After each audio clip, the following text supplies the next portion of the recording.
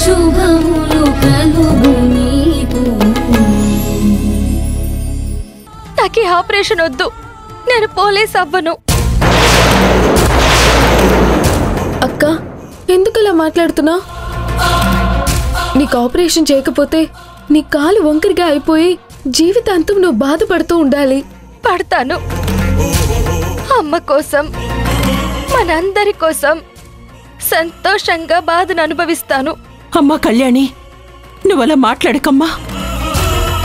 నేనెలాగోలా doctor గారిని ఒప్పిస్తాను. వద్దమ్మా, నాకు తెలుసు డబ్బు కోసం మీరెంత కష్టపడుతున్నారు.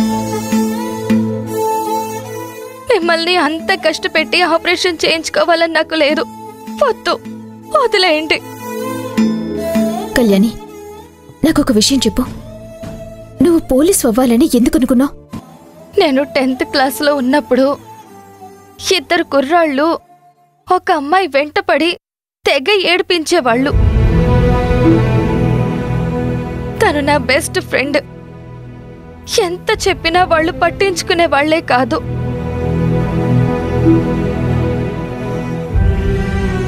నా ఫ్రెండ్ వాళ్ళ అమ్మా నాన్నలు పోలీస్ కంప్లైంట్ ఇచ్చినా పోలీసులు పట్టించుకోలేదు.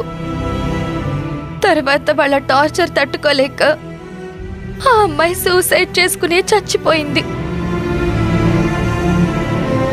ఆ రోజు ఆ పోలీసులు నిజాయితీగా డ్యూటీ చేస్తుంటే నా ఫ్రెండ్ చనిపోయేది కాదు.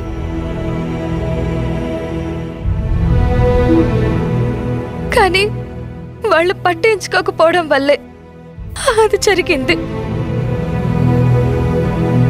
అందుకే అప్పుడే ఫిక్స్ అయిపోయాను, నేను ఖచ్చితంగా పోలీస్ అవ్వాలని, సిన్సియర్ ఆఫీసర్నయ్యి నిజాయితీగా జనాల్ని కాపాడాలని.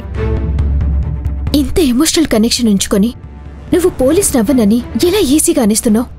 ఏం చేయనక్క, ఎలాంటి సిచ్యువేషన్ అయినా కళ్యాణి, కష్టం లేకుండా నువ్వు పోలీస్ అయిపోతామనుకుంటున్నావా? ఎలాంటి ఇబ్బంది లేకుండా డైరెక్ట్గా వెళ్ళి ఎగ్జామ్ రాసిస్తే నీకు ఉద్యోగం వచ్చేస్తే అప్పుడైతేనే నువ్వు జాబ్ చేస్తావా? ఇదేనా నీ అంబిషన్? ఇదేనా నీ ఎయిమ్? ఇలా అయితే నువ్వు పోలీస్ అయ్యి నిజాయితీగా జాబ్ ఎలా చేయగలవు? నిజాయితీగా ఉండే ఆఫీసర్స్ ఎన్ని కష్టాలు పడాలో తెలుసా? ఇప్పుడు ఈ కష్టమే పడలేని నువ్వు అప్పుడు ఎదురయ్యే కష్టాలు ఎలా ఫేస్ చేస్తావు? అక్క, నువ్వు అనవసరమైన ఆలోచనలు పెట్టుకోకు కళ్యాణి. నీ ఎయిమ్కి నువ్వు స్టిక్ ఆన్ అయి ఉండాలి. ఈ సిచ్యువేషన్ని మేం ఫేస్ చేస్తాం.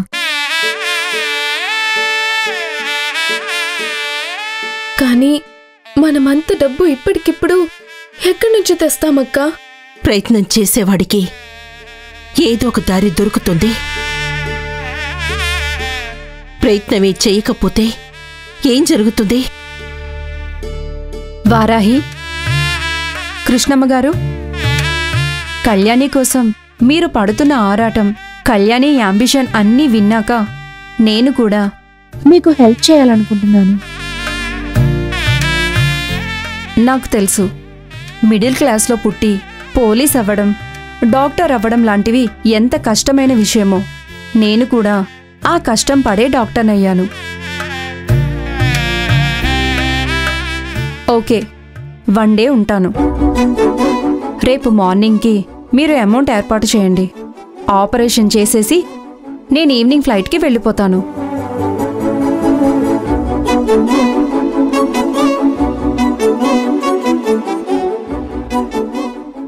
Thank you madam, thank you very much. చాలా సంతోషం డాక్టర్ గారు.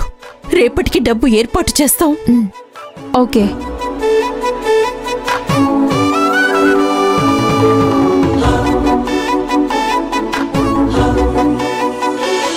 ఓహో, అవునా?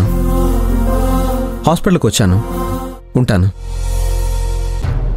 Excuse me. Yes sir. Patient పేరు కళ్యాణి. ఆపరేషన్ అమౌంట్ పే చేయాలి. అలాగే సార్. 24,80,000 కట్టాలి సార్. ఇప్పుడు మీరు ఎంత కడుతున్నారు సార్? ఫుల్ అమౌంట్ కడుతున్నాను. ఇందులో క్యాష్ ఉంది. అలాగే సార్. సరిపోకపోతే నా కార్డు ఇస్తాను. అలాగే సార్, మీరు అలా కూర్చోండి. క్యాష్ కౌంట్ చేసి బిల్ ప్రిపేర్ చేసి మీకు ఇస్తాను. Thank you. ఓకే.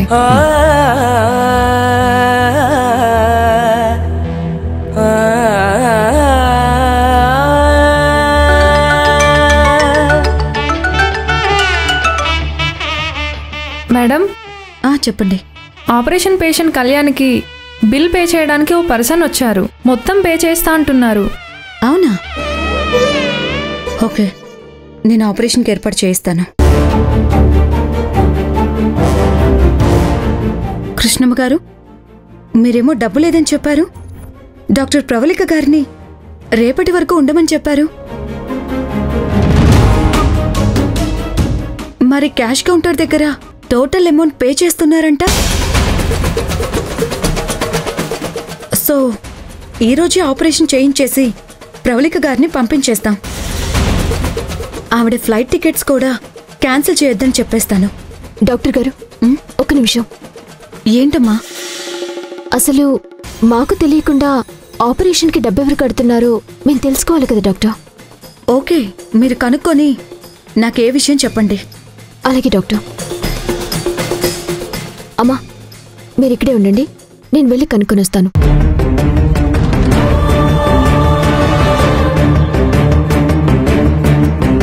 రండి సార్.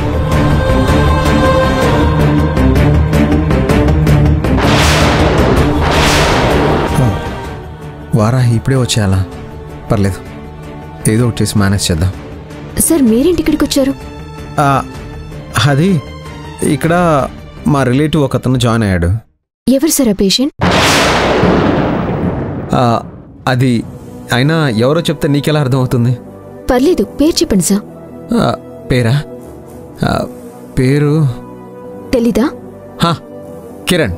Patient Kalyani attender. రండి సార్.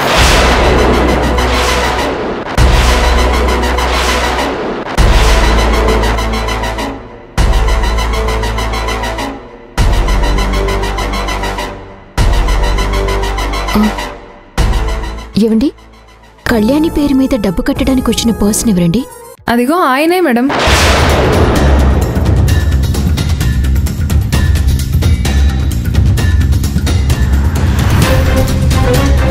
కళ్యాణి పేరుతో బిల్ చేయకండి, క్యాన్సిల్ చేయండి.